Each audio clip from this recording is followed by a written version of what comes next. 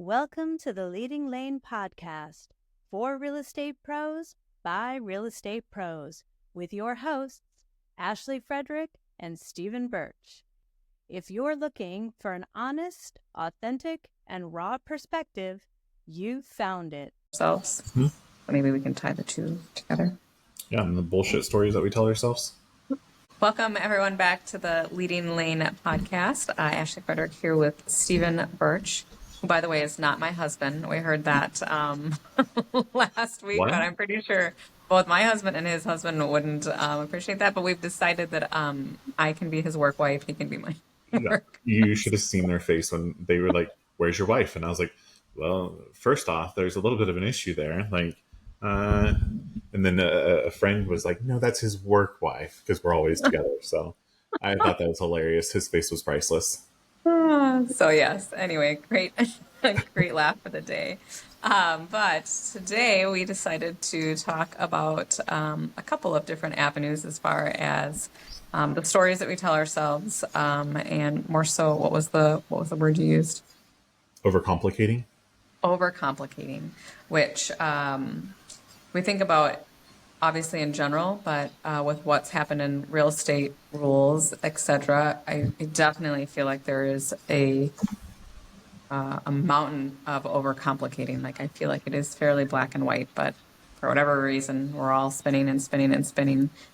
At least we're trying not to. I feel like we're pretty set in stone here. But I think when you look at overcomplicating not only what's going on in the market right now, but overcomplicating how we address everyday situations, whether it's clients or staff or our own insecurities, what that means when we overcomplicate things. So yeah. I think a lot of it starts, of course, everything starts with us, right? Like, we are our own worst enemies. We're our own worst critic. And we tell ourselves these bullshit stories, and we make up these stories and these scenarios in our head, and then it continues to snowball, and then you continue to push off whatever it is that you're, trying to avoid. But in all reality, if you were to, just, go straight into the, hit it head on, how much less energy you have to focus on it.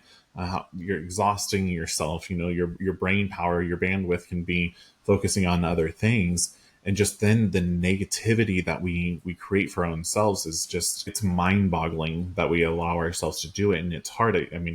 I know that I still do it, but I literally have to sometimes say, no, like, stop, Stephen, you have to stop. Like, that, we don't know that, we have no idea what the future is going to hold with it. So the only thing that I can really control is right here in front of me, the right now, versus worrying and having this anxiety of whatever could potentially happen in the future. And you make a great point.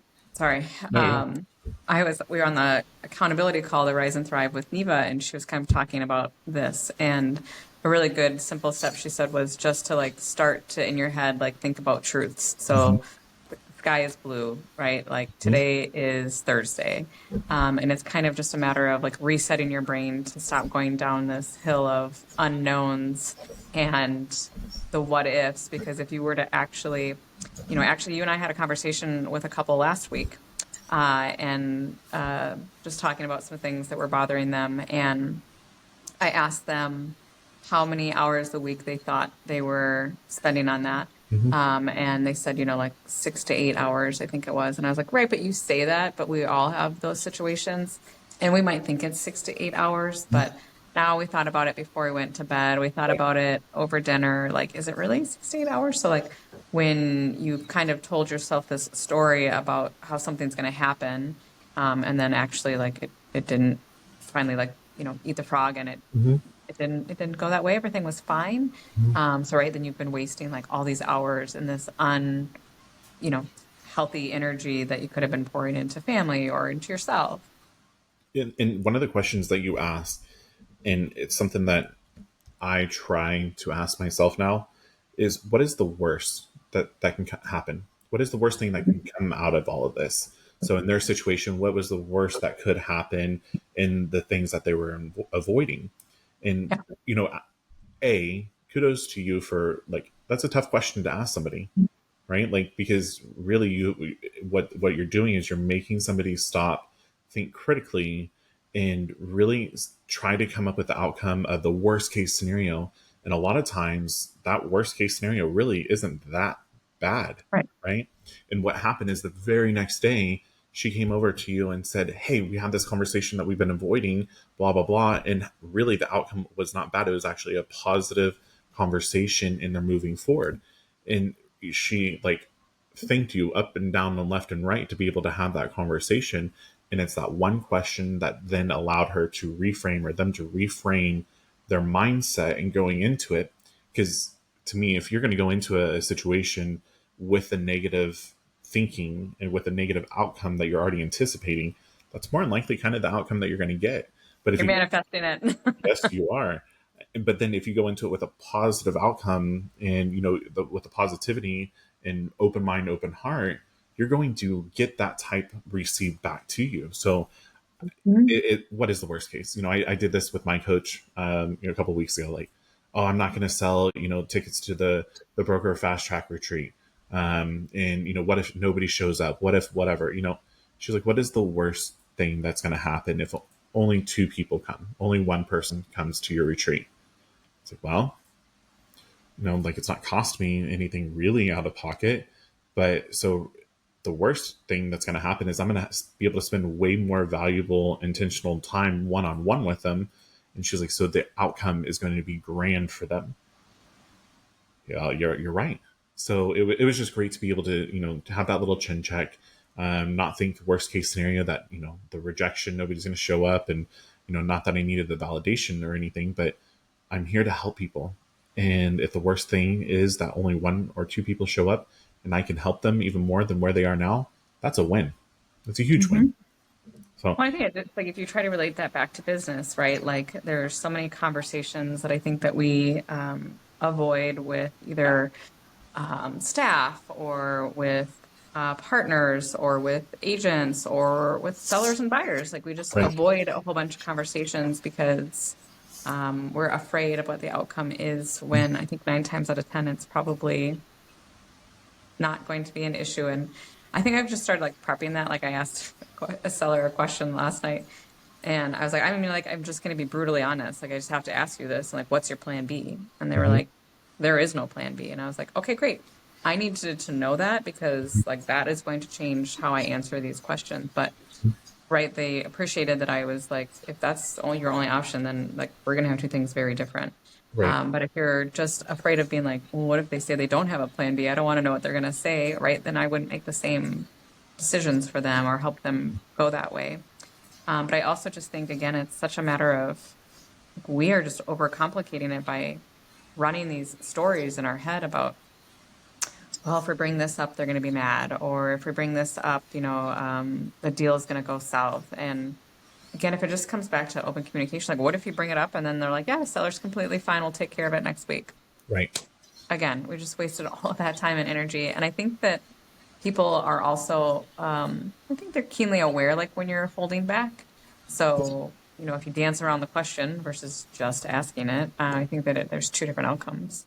Well, and I think structuring and framing the question properly to help guide you, like, this is a sales tactic, this is, a communication tactic, but like, instead of making it to where, like, why did you do this? To me, you should never start a question with why. Why throws up defense so quickly, and somebody's want to defend whatever it is, even if it was not intended to be a questioning of what they were doing. That's how they're going to feel. So changing and reframing the question, and what made you come to that conclusion, right? Like, same question, different way of asking it, and you framed it to where you can have that open conversation versus just automatically starting the negativity back and forth. So do you think that that's maybe why some people, there I am with the why people avoid confrontation? I've completely. They have literally put a story in their head already that it's going to go super south. They're not going to come to a solution. And so I do think that that's why people avoid confrontation, is because they're so afraid of the bad part of it versus like, what if it were to lead to something great? Yep, absolutely. I've heard this phrase, and I might butcher it a little bit, but depression comes from thinking from the past, then anxiety is from thinking about the future, but happiness and joy come from the present. And so it's when that anxiety happens for me, it's like, okay, what am I really thinking about? What am I being anxious? I'm creating that anxiety myself because I'm overthinking it. I'm over analyzing it. I'm coming up with bullshit stories myself. So if I need to pull myself back to be in the present, then I can create the happiness and making sure that I'm being a little bit more strategic versus trying to just come up with the narrative of the future. Well, and I think even for me, sometimes I think I am more aware of when I'm starting to go down a rabbit hole, and I just don't have the space and energy for that anymore. But sometimes it's a matter of literally just like stopping what you're doing. Like Mhm. you know what, I need to go for like a 10-minute walk. Yep. I need to clear my mind. I need to, whatever. So I think if we can feel ourselves going down that, or it's like phone a friend, right? Mhm. Like, okay, I need somebody that I trust, but also someone, we just talked about it, that's going to Mhm. call you out, be like, here, this is what I'm thinking. And then like a good friend's going to be like, well, that's dumb. And you should just do it this way versus the other friend that might go down that rabbit hole with you. Like those are two very different friends. And let me tell you, like when you remove the friends that go down the rabbit holes with you, which don't get me wrong, there are avenues for going down rabbit holes. Mhm. But when you find the friends that are like, okay, so I think you might be thinking about that a little bit differently, and I know you and I do that all the time. Like, Mhm. but did you think about what if it went this way? Like just like what Laura said. And I think it's a matter of training ourselves to just be aware when we're in the moment. You know, we've been talking a lot, for my personal brand and about marketing and everything else, and I always overcomplicate it. And Mhm. I'm just like, oh, Totally. well, I don't know what people, what I should be posting in this and that, and like, really, it's not that difficult. It is sharing, it's being social, right? So it's putting myself in check in those different things. But I'm really seeing a lot. We've been talking a lot about leads, and we talk about obviously the lawsuit, all of these things, and I think overthinking can be with anything. And when I think in specifically in the real estate industry, everybody's looking for the easy button. But if they really want the easy button is truly the easy things, and it's the consistent things. But nobody wants to, or it seems like nobody wants to slow themselves down enough to be able to say, okay, I need leads. What does that really mean? How do I generate these leads? What do I need to do? What is the marketing? Right. And then moving yourself backwards. Hmm. And the way that I like to look at it is it really that difficult? But what is it, the task at hand that you're trying to accomplish? And then what is the step before that, the step before that, and go 5 6 7 steps behind. And that's really where you need to start versus just focusing on the leads and the instant gratification. Maybe it's first posting on social, maybe first having your headshot out there and your bio out there. It's that simplistic of things before we need to jump to 7 steps ahead and wanting the outcome that we're after. Hmm.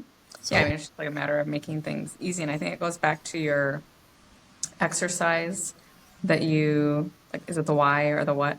Like where you keep on going down yeah, like so asking the question, like, what is your struggle, what are you struggling with, and that then one. Yeah. why is that, and then continuing to answer the question before, or your answer before, with why is that true. Yeah. And if you can do that, right? Like, so like whatever your struggle is, but why? And then from that, why? So there's typically about 5 or 6 whys. And I think you can probably confirm, but like 9 times out of 10, it's yourself. 100%. It's typically always the person that is writing whatever the struggle it is, right? Like, they are holding themselves back. I'm holding myself back for whatever it is that I'm trying to accomplish. But it's easier to point fingers at all of these external factors of, well, I'm not getting leads because of, I don't pay into XYZ, or the leads aren't good, so therefore it's somebody else's fault. Instead of saying, well, really the leads are, that's what you paid for, is the lead. You're now after the conversion. So do you have your follow up in play? Do you have a system in play? Are you being consistent with it? Are you using automation? And then really it's, oh, I didn't have time to set it up, or I don't want to learn how to use a CRM system.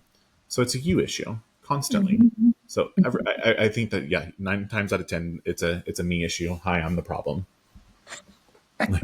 Um, we were talking about a book. I'm only like halfway through it, but I feel like I just always like to give people book recommendations because I think that it can just make someone think differently. And I'm reading The Full Fee Agent, and it really is about valuing yourself. And I just talked about an agent with yesterday that it's okay to fire people. And I think that that's such a misnomer in real estate, that you just keep a really shitty client Mm-hmm. and that you're like tied to them because people are, so set on their income that they might generate, which not how I operate. Like, it's a matter of like, if they're good people, and if someone is going to not be respectful of you or your time, then they're not a good fit. And I guarantee you that there's someone right behind them that will, value your time and your opinion, and it will make up for itself. So it talks about like in all types of avenues, like whether you're the favorite or, whatever, there's just ways to look at making sure that you're actually filling your pipeline with people that really value you. And I wrote down, one thing, because what it talks about too is that we just literally get in our own way. And so there's two things. So it said, trying to avoid tough stuff only prolongs the pain, which is true. And be the buffalo, run into the storm, which I love that. And I think there was a course I took a couple years ago, and it talked about like waking up in the morning and writing down the three things that you're avoiding the most. Mm-hmm. And then once you get to work, you have to cross those three things off. And like, I've done that, and it is amazing. Like, oh, it wasn't that bad, and I had been avoiding it for like a week. So Nice. I was telling you a story that, like, we're all guilty of it, right? I have a listing that's been sitting there for a while, and the market's a little strange in that price point right now. There's lots of things going on in our town, and they're an older couple, so normally it's phone calls. I don't always catch them, so it had been a while since I talked to them, and I was just like, right, like, oh, like, I call and then they're going to say they haven't heard from me in like a week and a half, and they're going to be upset. And I know he's going to ask why they haven't had any showings. And so I like put it off for like 3 more days. And then there's also points to me that these are like the same story. It's then a matter of like putting yourself in the seller's shoes and like, I'd want to hear from you. And so you have to tell yourself these stories versus being concerned about them being like, why didn't we hear from you? So I called him, and like, sweetest ever, like, oh, Ashley, it's so great to hear from you. We're just thinking about you, and we're getting everything packed up. And yeah, I've been watching the market. I mean, not your fault. It's just a matter of, and I was like, seriously, like, first of all, they're the sweetest people ever. But right, like, I had told this stuff, my story, that they were going to be upset. I mean, granted, I can't control the market, but right, we tell us these things because everyone expects everything to move fast. So it just made my day better that I got it taken care of by 9 o'clock in the morning, and I didn't ho hum over it for the next 4 or 5 hours. So I encourage people, like, anything that you're just hanging out there and you're thinking about doing it and you haven't done it and you haven't done it, like, again, what's the worst that's going to happen? Right. And the longer you prolong it, like, really, like, it might get worse. Yeah. It might get harder to have those conversations. Yeah. Well, and then there's going to be a point of no return at some point. Mm-hmm. And then if that's only one scenario that is happening in your life, and that's how much it's weighing on you. The couple that you were talking about that we spoke to last week. I mean, that's 6 or 8 hours a week that they were thinking about one scenario. But then what about the other businesses that they're running, or the other situations that are happening, or the other transactions, or the personal things? Like, now you compound all of those together. Like, that's a lot of worrying. That's a lot of stress. Like, your bandwidth is minute. And so therefore, when you're now then adding in the asshole clients and people that you're working with, and you're making this so much worse than it really even needs to be, because I about bet that that's just not the one thing that is really lingering out there. It's because we're in this rut, in this habit of not going, running into the storm on those different tactics. But I think we're in a habit of like people pleasing as well. absolutely, yeah. My favorite phrase, and I think Heidi said it to us, is, "That's not my rock to pick up and put in my backpack." And Which you always say to me, thank you. yeah, like, I don't want anybody else's weight in my backpack. And it's funny, everybody has difference of personalities, right? But I try to just spearhead right into, like, what is the issue? Like, yeah, there are things that, that we can't go directly into like that, but I don't want to hold on to it. I don't want to, let it fester up. I used to be that person who would fester up, and then there would be something so small, so minute, like, and then I would blow up. Well, that's not fair to everybody else around me, So now it's like, cool, let's have a frank conversation. Let's go into this. And, just like we're really close to a lot of our staff and our agents.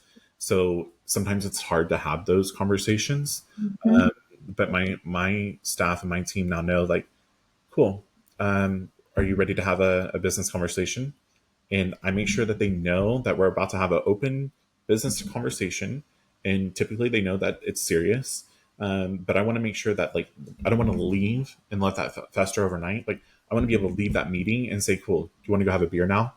Like, can we now hang out? And Right. instead of letting it continue on and kicking the can down the road. Well, and I think, that's interesting too. Like, I think it's just a matter of being aware of your people too. So I think there's like two things. Like, one, when we don't address these, like, sure, we're saying it's 6 hours, but it's also like our mental well-being, it's Correct. our health, it's, are you going home and taking it out on your spouse or your kids, like not really knowing that. But I think it's also like being aware of your people, and when something does seem off, Hmm? not letting that fester as well. Yeah. Because again, like, what's the worst thing that would happen if you just say, like, is everything okay? Right. And it goes back to a friend that things seemed off, and I was just like, no, we have to have a conversation. And I can think of like two separate friends, and like one, like, we were out to dinner, and I was like, it's like something's not right. Like, you are not yourself. And then it opened this like can of worms that she had been holding in, and it was a matter of just like them releasing that, and Yeah. now they're like flying high. Either that, or like somebody else was like dealing with some mental health things, and I was like, you need to talk to somebody, and that's okay. But like, we had the wherewithal to care about someone enough to be like, I'm not just going to keep on wondering, like, are they upset with me, or is there something wrong, when it's because there was something that we didn't know was going on in their lives. That's the other thing we have to remember too, is we don't know what's happening in someone else's Yep. lives. Yep. And just imagine, like, if you didn't have that conversation with that person, or you avoided it, or you overthought it, like, and something traumatic happened, Yeah. like, then naturally, your initial response is like, what could I have done? How could I have done it differently? And then now you're really having a whole different type of uh, energy and thought process, because something's, terrible happened to that person. So I think it's, yes, it's maybe uncomfortable sometimes to stop and ask a question, or making sure that you're checking in when you feel the vibe is off. Like, but just imagine, what if, like, you asking is the thing that's actually going to save them, or help them, or get them to the next level that they're wanting to be. So it's just communication. I think a lot of the things that we talk about is communications in the relationships with people that you have, and being open and honest and transparent with your people, and you're going to find your tribe, and those are the people that you want to surround yourself with. Yeah, I would say, I would just encourage, my challenge for anyone listening this week is pick one thing that you are putting off, whether it's a conversation, with a loved one or someone, anything that you're putting off that has been weighing on you, that you're spending extra time and effort thinking about the outcome. Just eat the frog, do it. Let us know how it turns out. I'm sure it'll be fine. And if not, sorry. But I'm sure it will be. But I just think if everyone really were to think about, if there's something that's really weighing on them or bothering them, like, let's just figure out what the worst case scenario is and do it so we can move on. Yeah. And what does eat the frog mean? I don't know. It just means get it done. Yeah.